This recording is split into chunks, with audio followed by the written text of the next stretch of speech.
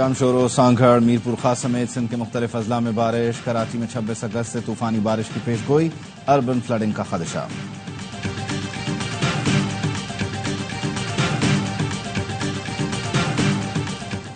صدر مملکت آصف علی زرداری کی مولانا فضل الرحمان کے گھر آمد۔ صدر زرداری اور مولانا فضل الرحمان کی ملاقات، وزیر داخلہ محسن نقوی بھی موجود تھے۔ صدر مملکت نے مولانا فضل الرحمان کو بندوق کا تحفہ دیا۔ گزشتہ روز پی ٹی آئی وفد نے بھی مولانا فضل الرحمان سے ملاقات کی تھی۔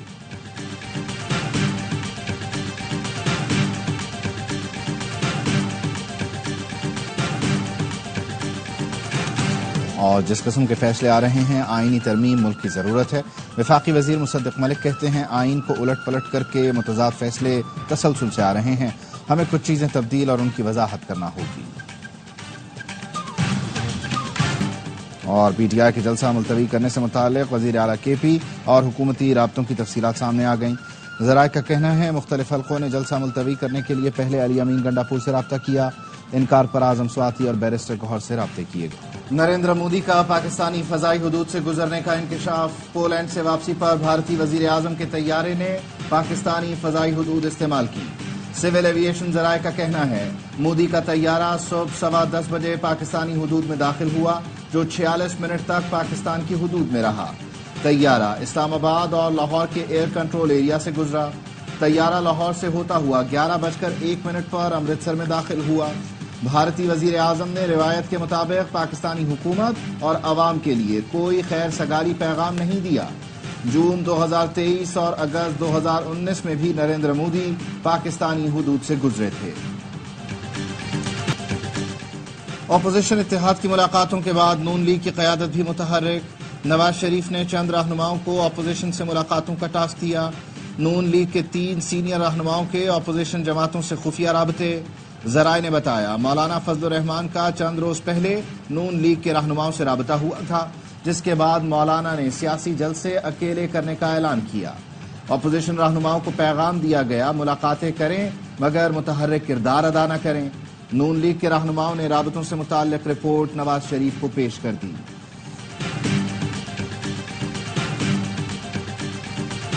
پی آئی سیکرٹری جنرل رؤوف حسن کے موبائل فون کے فورنزک سے مزید پیغامات سامنے آ گئے۔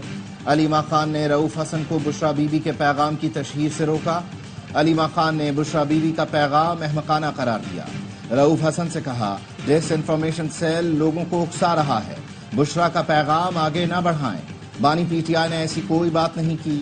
سیکیورٹی ذرائع کے مطابق بشرا بی بی نے پیغام میں کہا تھا جیل میں بانی پی ٹی آئی سے اکیلے نہیں ملنے دیا گیا۔ بشرا بی بی کے پیغام میں بانی پی ٹی آئی اور جیلر کے درمیان فرضی گفتگو کا تذکرہ ہے۔ بشرا بی بی نے پیغام میں کہا بانی نے بتایا جیلر پر انہیں مارنے کے لیے دباؤ ہے۔ پیغام میں کہا گیا اگر بانی پی ٹی آئی کو کچھ ہوا تو عوام جیلر کو نہیں چھوڑیں گے۔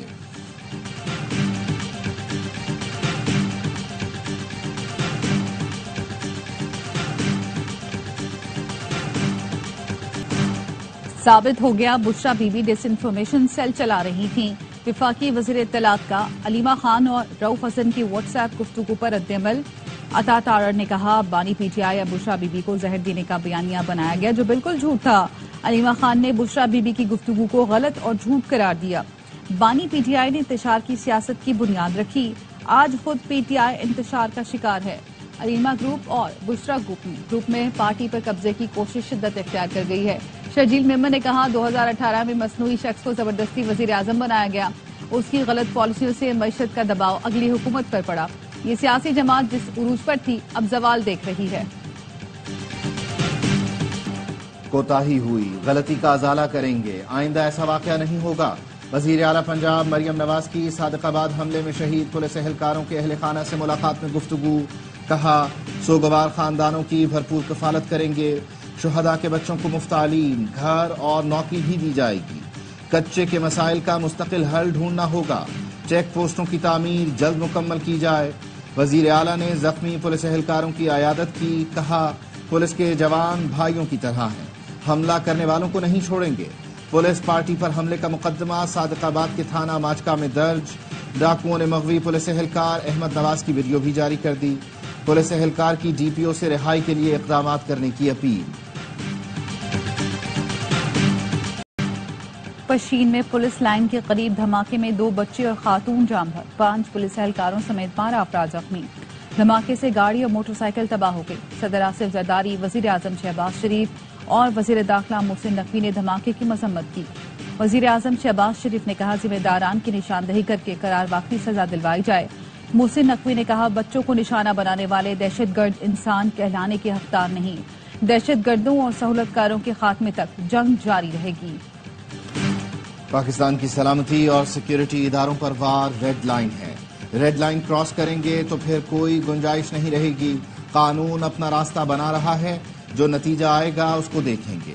نائب وزیر اعظم اسحاق ڈار کہتے ہیں نواز شریف نے اپنے دور میں لوڈ شیڈنگ کا خاتمہ کر دیا تھا، بجلی کا مسئلہ دوبارہ حل کریں گے، عوام کو ریلیف دیں گے۔ پنجاب حکومت نے عوام کو ریلیف دیا، جو اچھی بات ہے، اس پر تنقید سمجھ سے بالاتر ہے۔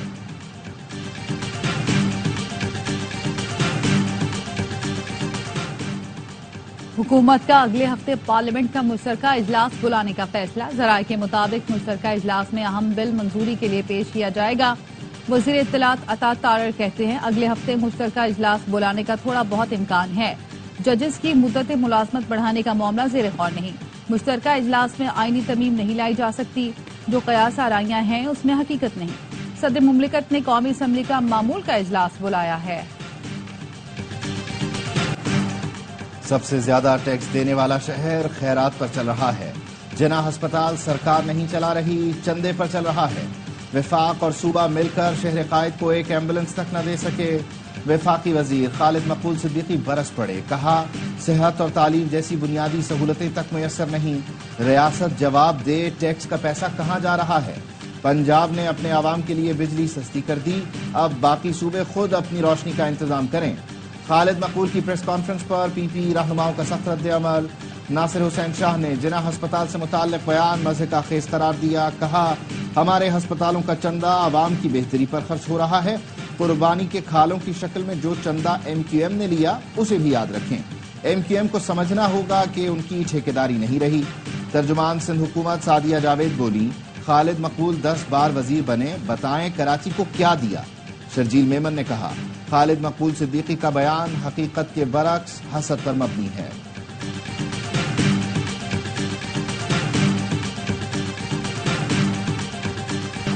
کراچی میں کل سے طوفانی بارشوں کی پیشگوئی، محکمہ موسمیات کے مطابق کراچی میں موسلادھار بارش سے اربن فلڈنگ کا خدشہ ہے۔ شدید بارشوں، آندھی، جھکڑ چلنے اور گرج چمک سے معمولات زندگی متاثر ہونے کا امکان۔ کمزور انفراسٹرکچر، کچے گھروں، دیواروں، کھمبے، بل بورڈز، گاڑیوں اور سولر پینل کو نقصان کا اندیشہ ہے۔ سانگھڑ، جامشورو، کنکوٹ سمیت سندھ کے مختلف اضلاع میں بادل برس پڑے۔ صدر نون لیگ نواز شریف کا مری کے مختلف علاقوں کا دورہ۔ نواز شریف نے جھیکا گلی اور کلڈنا سنی بینک کا دورہ کیا۔ سابق وزیر اعظم پنڈی پوائنٹ اور مال روڈ بھی گئے، سیاحوں سے ملے۔ آئی جی سندھ کا کارساز ٹریفک حادثے کی تفتیش کے لیے خصوصی ٹیم بنانے کا فیصلہ۔ آئی جی سندھ نے کہا اسے ہائی پروفائل کیس کی طرح لیا جائے۔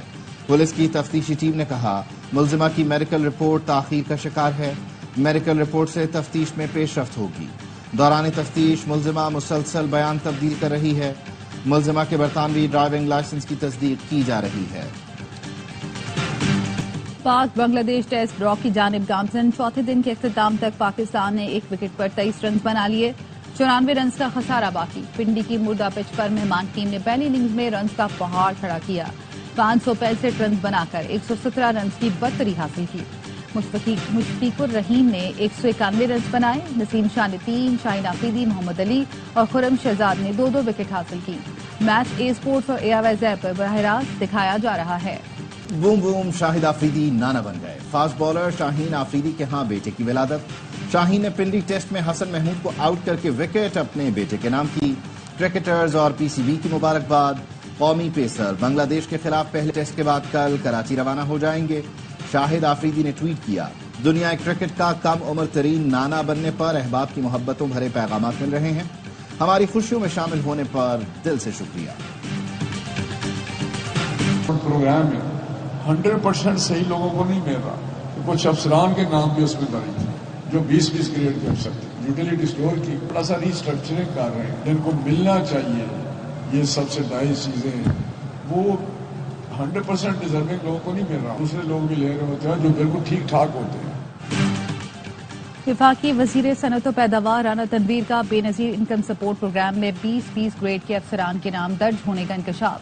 کہا BISP میں رجسٹرڈ افسران یوٹیلیٹی سورس سے سبسڈی لے رہے ہیں، یوٹیلیٹی سورس بند نہیں کر رہے، ریسٹرکچرنگ کی جا رہی ہے تاکہ غریب طبقے کو فائدہ ہو سکے۔ حکومت کا ایجنڈا معیشت کی بحالی ہے، مہنگی بجلی اور شرح سود کے مسائل 2-3 ماہ میں حل ہو جائیں گے۔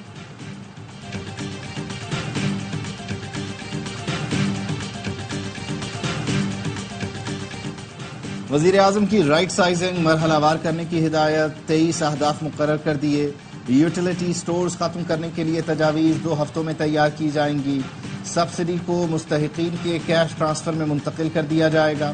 اسٹیٹ انجینئرنگ کارپوریشن کی نجکاری کی تجاویز بھی 2 ہفتے میں پیش کی جائیں گی۔ نیشنل فرٹیلائزیشن کارپوریشن ختم کرنے کے لیے تجاویز 1 ماہ میں پیش کرنے کی ہدایت۔ رائٹ سائزنگ کے دوسرے مرحلے میں 5 وزارتوں کے لیے تجاویز تیار کی جائیں گی۔ ڈیجیٹل اتھارٹی بنانے کا مسودہ 1 ہفتے میں تیار کرنے کی ہدایت۔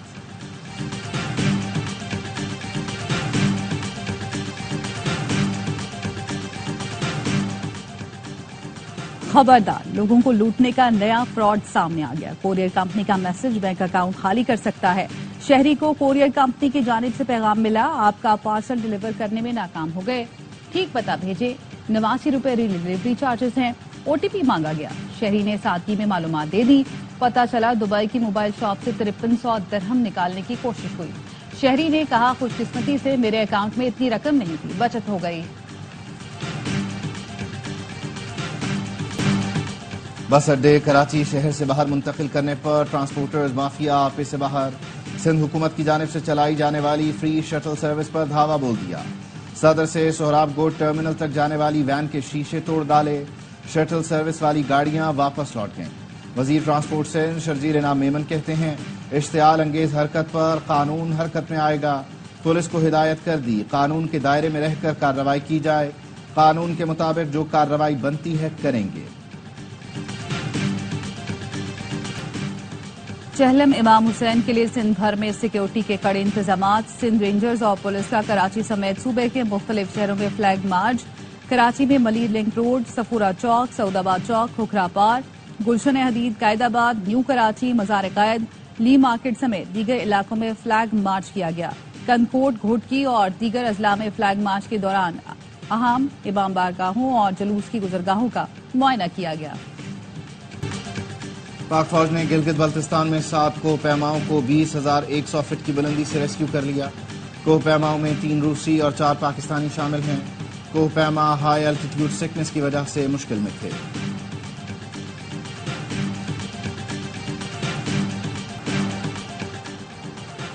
صہیونی فوج نے غزہ کو مقتل بنا دیا۔ پناہ گزین کیمپوں پر وحشیانہ بمباری سے مزید 69 فلسطینی شہید، 200 سے زائد زخمی۔ اسرائیلی فورسز کا دیر البلح میں بے گھر فلسطینیوں کو نقل مکانی کا حکم۔ بچوں، بوڑھوں اور خواتین سمیت 1 لاکھ افراد سڑکوں پر آ گئے۔ 10 ماہ سے فلسطینیوں کی نسل کشی جاری، شہداء کی مجموعی تعداد 40,334 ہو گئی، 93,400 زخمی ہیں۔ فلسطینیوں کی جبری بے دخلی اور بچوں کی غذائی قلت پر UNOCHA کی رپورٹ۔ وزیر اعظم شہباز شریف کا عالمی برادری سے فوری اقدامات کا مطالبہ۔ شہباز شریف نے کہا رپورٹ خوفناک اور مظلوم فلسطینیوں کی نسل کشی کے اسرائیلی جرم کا ثبوت ہے۔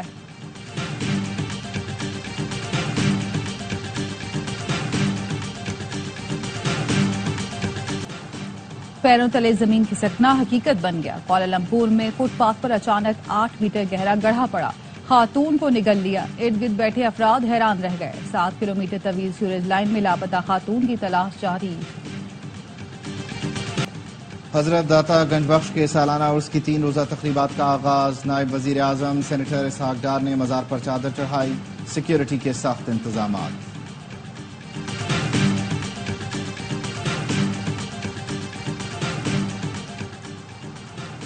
پاکستان میں پہلی بار hub auto cross rally, Karachi DHA میں ریت کے بجائے روڈ پر گاڑیاں دوڑائی گئیں۔ تیمور منوالا نے پری پیڈ کیٹیگری A جیت لی، B کیٹیگری میں سید حمزہ، C میں عزیز مکسی نے میدان مارا۔ خواتین میں لاہور کی فاطمہ نے پہلی پوزیشن حاصل کی، دینا پٹیل دوسرے اور بسما تیسرے نمبر پر رہیں۔ Fastest time of the day Hamza Hamid کے نام رہا۔ 1,00,000 रुपए इनाम जीता। तमाम फातहीन को 25-25 हजार रुपए इनाम दिया गया। गवर्नर सिंध मेहमान खुसूसी थे।